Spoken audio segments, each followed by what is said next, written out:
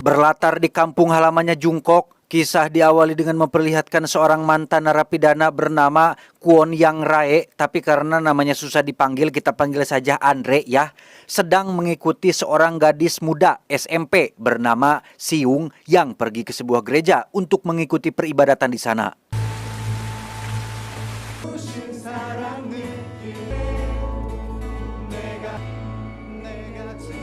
Selesai acara, seorang pendeta yang menjadi pengurus gereja pun langsung menghampiri Andre untuk mengajaknya berbicara sebentar.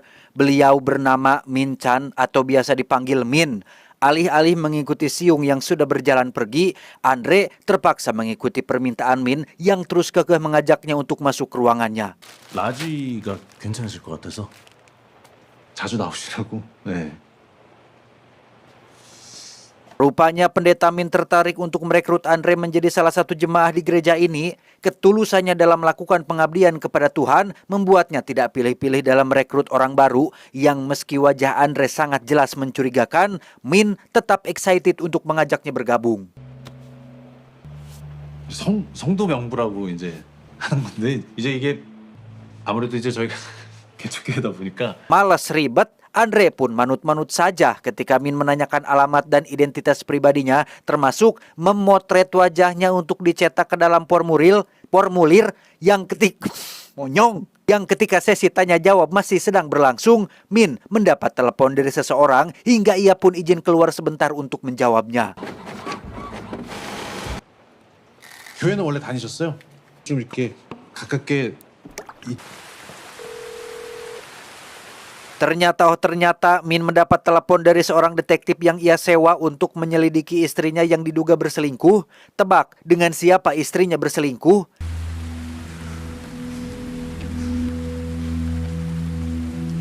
Ya, istrinya berselingkuh dengan seorang pendeta juga yang masih satu komunitas gereja dengan Min, karena kebetulan istrinya juga ini menjadi pelayan Tuhan sama seperti suaminya, sehingga karakter Min yang di awal tampak penuh kesabaran dan ketenangan tiba-tiba berubah menjadi sedikit temperamental dan menginjak seekor cucunguk yang kebetulan lewat di depannya. 걱정하지 마시고 어떻게 진행해 드려요 말아요.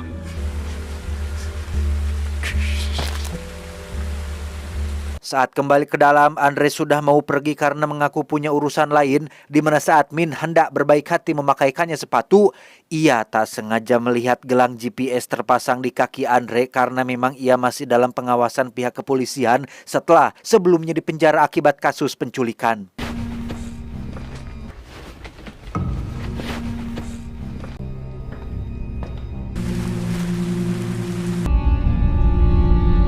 Setelah Andre pergi, Min pun langsung pulang bersama dengan istrinya. Min sedikit pun tidak membahas atau mencari tahu tentang perselingkuhan yang dilakukan oleh sang istri. Ia mencoba untuk tidak membuat pertengkaran karena takut merusak hati dan imannya kepada Tuhan.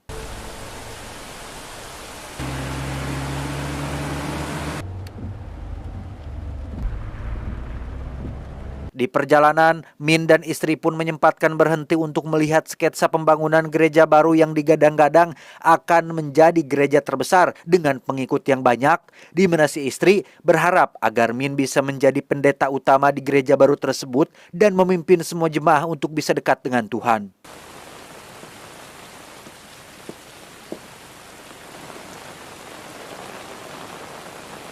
Setelah mengantar istrinya pulang ke rumah, Min pun pergi ke gereja pusat untuk menemui ketua komunitas pendeta Korea dalam rangka menanyakan terkait siapa yang akan memimpin gereja baru yang sedang dibangun nanti. Di mana pilihan si ketua jatuh pada seorang pendeta muda yang tiada lain adalah putra kandungnya sendiri, dan perlu Anda tahu bahwa si pendeta muda itulah laki-laki yang sudah berselingkuh dengan istrinya si Mimin ini. 확 떠오르는 그런 저도 한번 고민 한번 해보겠습니다. 그래, 같이 고민하자.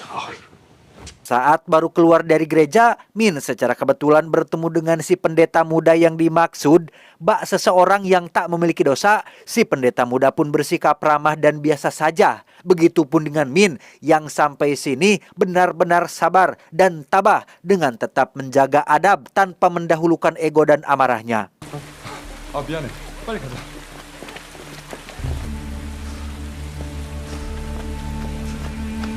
Malamnya di gereja yang ia kelola, Min pun berdoa secara khusyuk agar diberikan jalan andai kata ia memang layak menjadi pendeta utama di gereja baru nanti. Begitupun perihal rumah tangganya, Min tidak ingin banyak tata lete atau pikiran atau emutan dan menyerahkan semua urusan kepada Tuhan.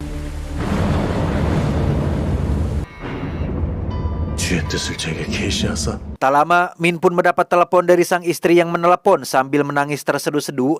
Ia sangat panik dengan putri mereka yang belum pulang ke rumah sejak tadi siang, sehingga Min diminta untuk mencari putri mereka karena takut menjadi korban penculikan yang akhir-akhir ini sedang ramai diperbincangkan. 당신인 줄 알았는데 알았어? Tepat saat telepon berakhir, Min tak sengaja melihat foto wajah Andre yang luntur akibat terkena tetesan air hujan yang merembes dari langit-langit, di mana wajah Andre seolah berubah menjadi seperti wajah iblis, dan Min memiliki firasat yang buruk terkait Andre yang ada hubungannya dengan putrinya yang sedang hilang.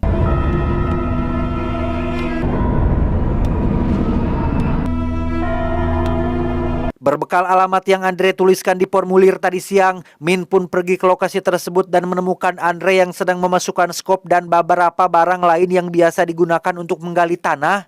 Curiga jika Andre adalah penculik anaknya, Min pun segera menelpon polisi yang bukannya segera menyusul ke lokasi, malah meminta Andre memberikan keterangan terkait identitas putrinya. 선생님, 그 실종 신고는 하셨나요?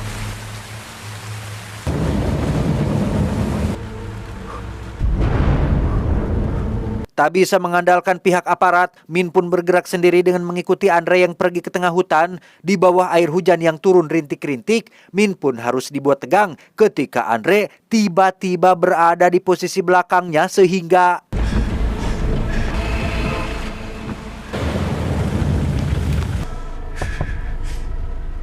saat Andre akan pergi, Min pun dengan cepat memeriksa mobilnya untuk memastikan putrinya ada di sana. Namun hasilnya nihil, putrinya tidak ada di sana. Bahkan ketika Min memastikan gelang GPS pada kaki Andre, gelang itu sudah tidak ada karena sudah disembunyikan terlebih dahulu. Andre yang tak terima dibuntuti pun langsung menahan Min untuk pergi, sampai-sampai terjadi sedikit perkelahian dan tiba-tiba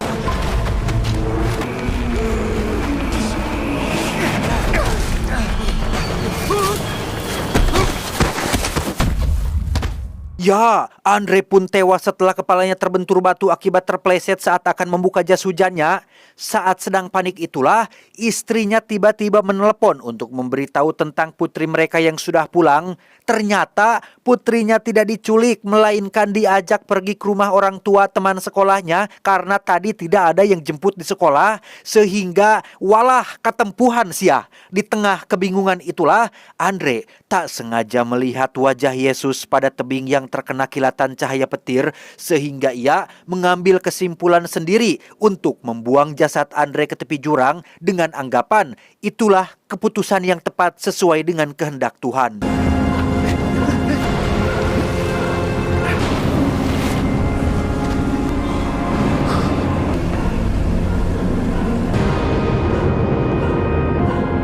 Keesokan paginya di kantor kepolisian, kita akan diperkenalkan kepada seorang detektif polisi wanita bernama, kita panggil saja Yuli. Ia adalah sosok yang paling membenci Andre karena adiknya pernah menjadi korban penculikan Andre, dan setelah dilepaskan, sang adik kandung pun menjadi depresi hingga memutuskan mengakhiri hidupnya sendiri. Ketidakmampuannya menangkap sosok Andre membuat Yuli menjadi orang yang dipenuhi rasa bersalah. Bahkan hampir setiap malam ia dihantui oleh sosok sang adik yang terus membayang-bayangi pikirannya.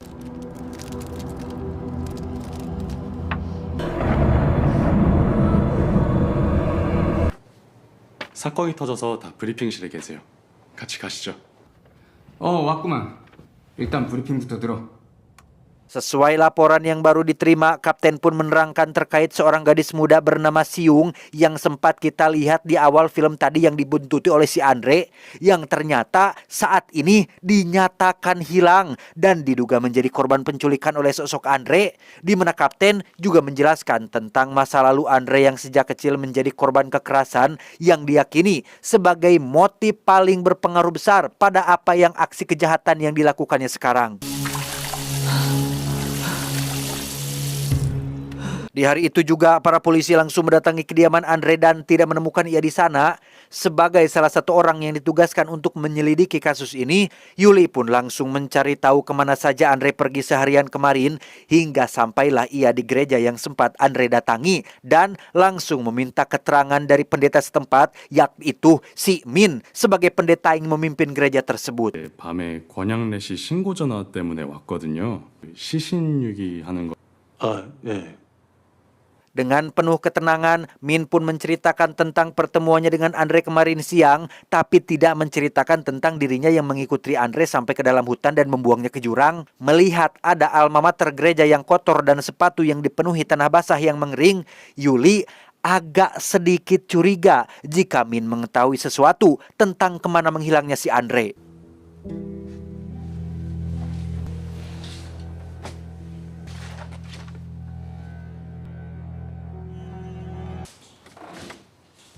Tak lama setelah Yuli pergi, Min pun dirundung kebingungan ketika ia merasa bersalah telah berbohong dan menutupi apa yang sudah dilakukannya.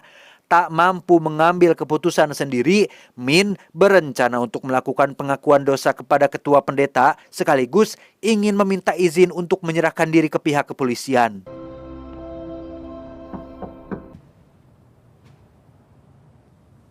우리 환수에게 Alih-alih melakukan pengakuan dan meminta pendapat, Min justru malah harus mendengarkan curhatan si ketua terkait kabar putranya yang diduga berzina dengan istri orang, sehingga rencana awal si ketua yang ingin menjadikan putranya sebagai pendeta di gereja baru pun akhirnya dibatalkan, dan Min resmi ditunjuk sebagai orang yang akan menggantikan posisinya. Dan lagi, Min mendapat tanda-tanda wahyu atau revelation dari Tuhan yang dengan wajah atau dengan melihat wajah Yesus pada dekorasi dinding ruangan tersebut. Entah ini hanya sekedar dibuat-buat atau memang kehendak Tuhan, Min pun sekonyong-konyong mengambil kesimpulan sendiri jika ini adalah benar wahyu dari Tuhan yang membuatnya tidak jadi melakukan pengakuan, dan justru ia yakin jika apa yang sudah dilakukannya adalah sesuai dengan kehendak Tuhan. 따르겠습니다. 주님의 뜻을 Setelah menemui ketua pendeta, Min pun menjemput istrinya di rumah untuk pergi bekerja. Dengan penuh percaya diri dan seolah mendapat dukungan langsung dari Tuhan, Min pun membujuk istrinya untuk jujur tentang sesuatu dan melakukan pengakuan dosa agar hatinya lebih tenang. Awalnya si istri bersikeras untuk tetap menutupi perselingkuhannya, namun karena Min terus mendesak, si istri akhirnya jujur dengan perzinahannya, dan inilah yang Min lakukan. 하나님, 다른 남자와 간음을 하였습니다. 더 크게! 저는 다른 남자와 간음을 하였습니다. 아멘! 죄 많은 저희의 회개의 간격을 풀어주옵소서. 하나님은 분명 사랑합니다. Setelah Min dan istrinya tenang, mereka pun pergi ke panti jompo dekat hutan untuk menghadiri acara keagamaan di sana, di mana seorang petugas panti berkata bahwa ia sedang menunggu mobil ambulan yang tak kunjung datang karena semalam katanya ada seorang laki-laki yang terluka meminta pertolongan, dan saat ini ia sedang berbaring di salah satu kamar di panti tersebut. 이 병원 뒤편 산 쪽에서 기어왔나 보더라고요. 세상에 정말 큰일이네. Sontak, hal itu membuat Min menjadi panik karena khawatir jika itu adalah si Andre yang masih hidup. Dan benar saja, saat Min memeriksa kamar yang dimaksud, itu ternyata benar adalah sosok Andre yang entah bagaimana caranya masih bertahan hidup. Bingung harus melakukan apa, Andre lagi-lagi mendapat tanda wahyu dari Tuhan, yaitu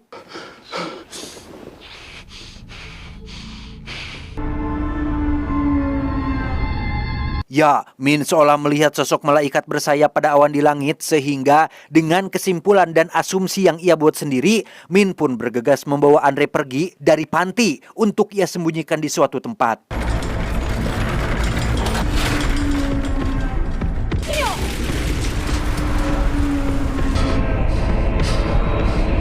Berlokasi di gedung terbengkalai, Min pun menyekap Andre di dalam sana. Saat Andre bertanya, "Wahai Pak Pendeta, kenapa engkau melakukan ini kepadaku?" Min pun menjawab bahwa aku sendiri bingung kenapa Tuhan terus menuntunku kepadamu. Apakah ada maksud di balik ini semua? Apakah ada sesuatu yang Tuhan kehendaki kepada diriku? 당신 그냥 나 죽이는 거 Dari situ, Min pun mulai berteori dan bercocokologi sendiri tentang apa yang sedang terjadi, mulai dari pertemuannya dengan Andre, tanda-tanda wahyu yang ia lihat akhir-akhir ini, undangan dari panti jompo untuk melakukan doa bersama yang akhirnya menuntun Min kembali kepada si Andre. Sampai gedung kosong ini pun Min yakini sengaja Tuhan sediakan untuk melakukan pengorbanan terhadap si Andre yang diibaratkan sebagai sosok iblisnya. 정말 놀랍지 않아요? 이 새끼. 이거 완전 미친 새끼네. Tak ingin mati, Andre pun memberitahu tentang sosok Siung, si gadis muda yang sudah diculiknya. Jikalau Min membunuh Andre sekarang, maka ia secara tidak langsung sudah membunuh Siung juga, karena hanya Andre lah satu-satunya orang yang tahu di mana Siung berada.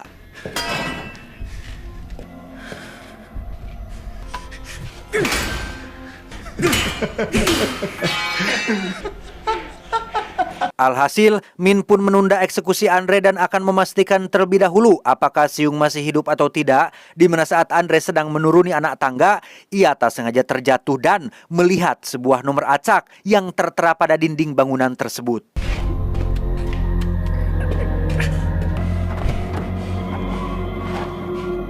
Tak langsung pulang ke rumah, Min pun pergi ke gerejanya untuk menghadiri acara ibadah rutin para jemaah.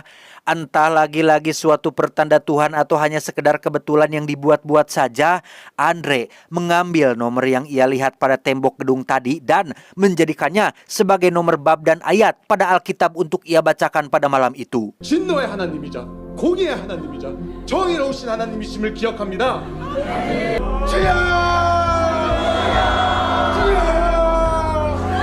Di saat yang bersamaan di luar, Yuli diam-diam memeriksa mobil Min untuk memastikan kecurigaannya. Ia menemukan tanah organik yang menempel pada roda ban mobilnya. Dan satu-satunya tanah seperti itu hanya terdapat di satu tempat perkebunan yang ada di kota tersebut.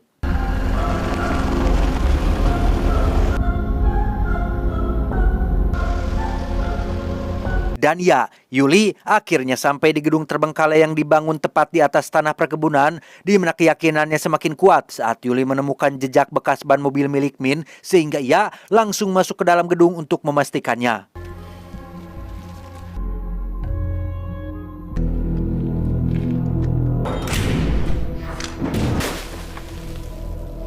Pada akhirnya, Yuli berhasil menemukan Andre yang sedang terikat pada kursi. Bermodalkan sepucuk pistol yang dibawanya, Yuli memaksa Andre untuk memberitahunya di mana Siung disekap. Tapi tiba-tiba...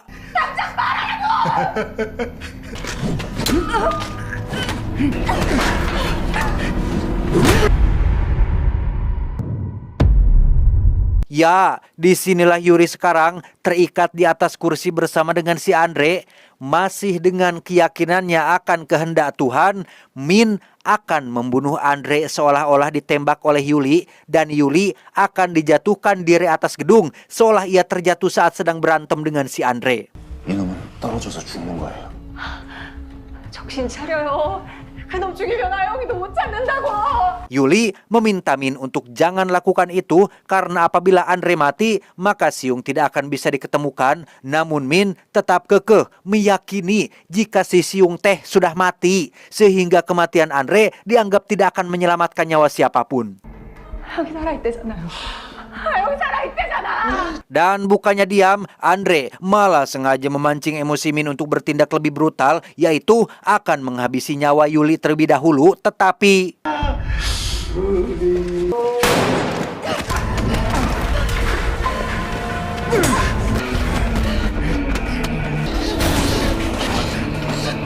tepat saat Yuli berhasil memborgol tangan Min ke pipa, Andre malah ketarik beban yang membuatnya nyaris jatuh di atas gedung dan...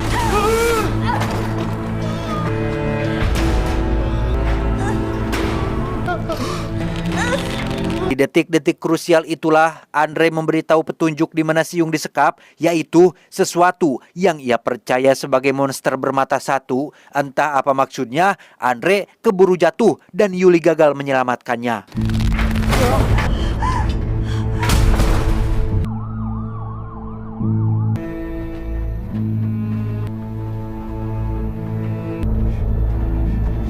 Disinilah Min sekarang duduk santai sambil ngeteh di ruang interogasi dengan tetap meyakini bahwa Siung sudah mati dan apa yang ia lakukan sudah sesuai dengan kehendak Tuhan tanpa ada sedikit pun rasa penasaran, rasa bersalah dan rasa tanpa sedikit pun perasaan bersalah.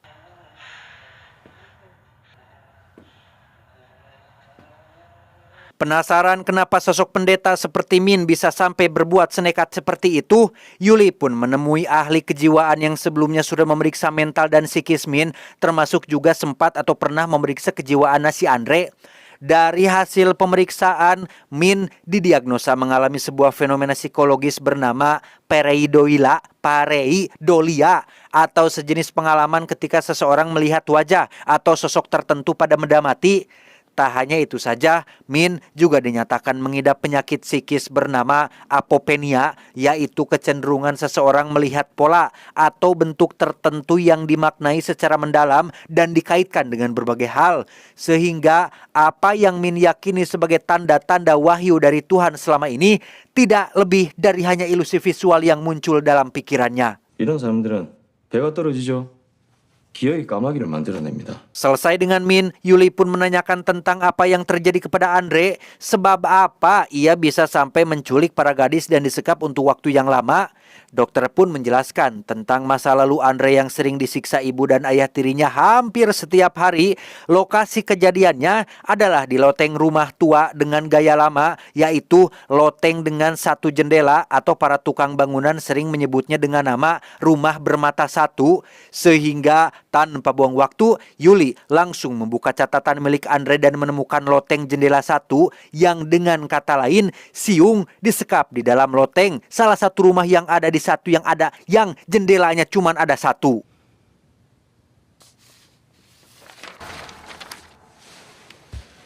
Karena rumah seperti itu adalah rumah gaya lama yang sudah jarang dipakai, maka tak sulit untuk Yuli menemukan di mana lokasi rumah seperti itu berada dan benar saja, saat ini Siung sedang terikat di dalam loteng rumah jendela satu bertepatan saat orang-orang proyek akan meruntuhkan rumah tua tersebut.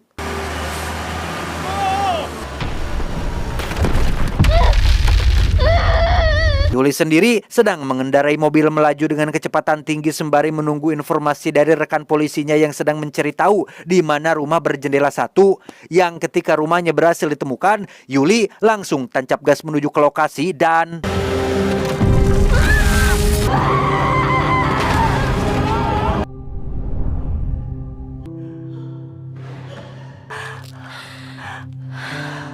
Beberapa hari setelah Siung berhasil diselamatkan, kita akan melihat Yuli sedang mengunjungi Min yang saat ini sudah resmi mendekam di penjara. Masih dengan rasa percaya dirinya yang yakin bahwa Siung sudah mati, Min pun menanyakan apakah mayat Siung sudah ditemukan. 아니요. 살아있어요. 그럴 리가 없는데. 성민찬 씨한테 그런 얘기를 한 게 누구냐고요. Entah bagaimana perasaan Min setelah tahu jika tanda-tanda yang selama ini ia lihat bukan berasal dari Tuhan, melainkan dari pikiran dan asumsinya sendiri, bahkan mungkin bisa saja berasal dari setan dan hawa nafsunya. Persis seperti yang ahli kejiwaan katakan, Min mengidap penyakit mental dan saat ini ia masih meyakini jika apa-apa yang dilihatnya adalah sebuah revelation alias wahyu.